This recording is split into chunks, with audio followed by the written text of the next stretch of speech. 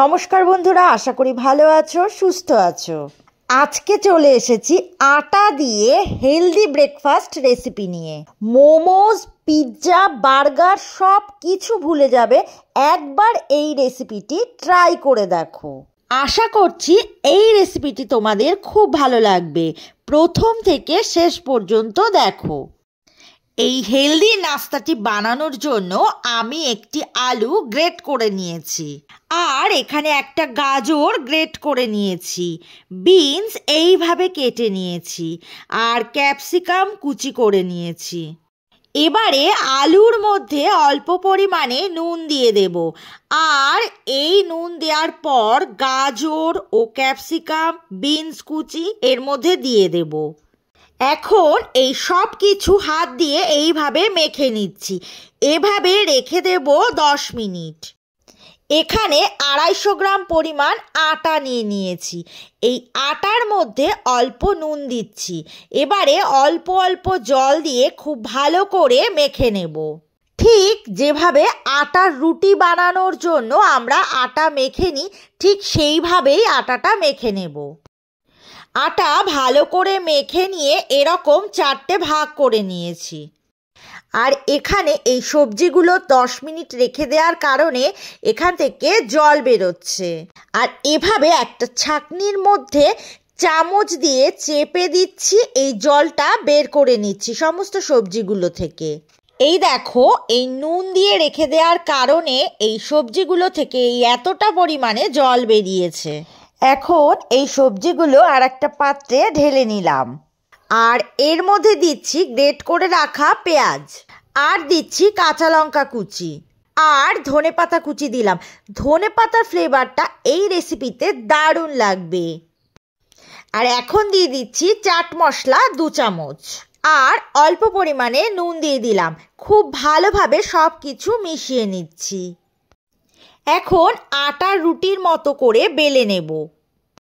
আর দেখতেই পাচ্ছ রুটিটা একটু মোটা আর বড় করেই বেলেছি। আর এবারে এর মধ্যে দিয়ে দিচ্ছি সবজির মিশ্রণটি।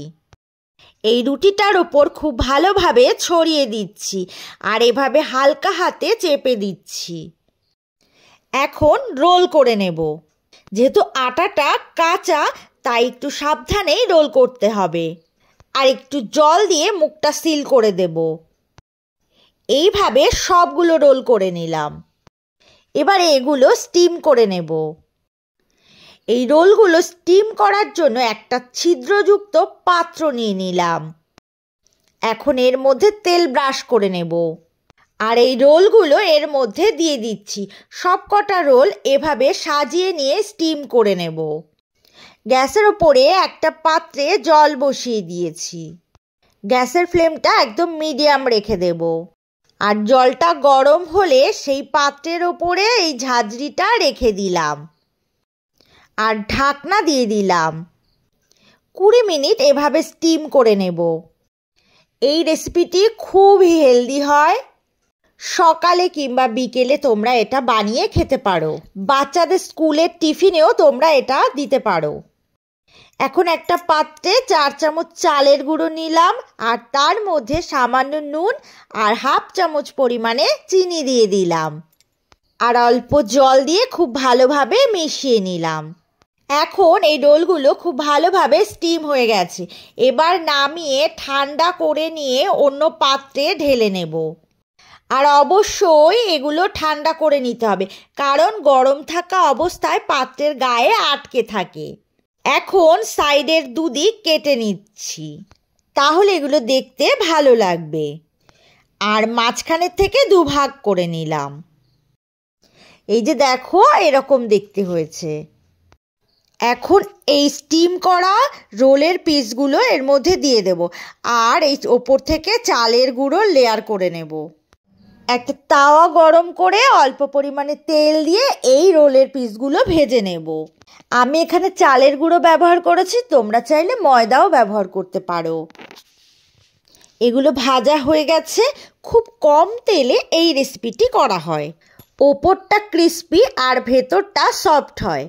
দারুণ টেস্টি এই রেসিপিটি। একবার খেলে বারবার খেতে মন চাইবে। যদি এই রেসিপিটি ভালো লেগে থাকে তাহলে প্রতিবারের মতো একটা লাইক, কমেন্ট আর শেয়ার করে দিও।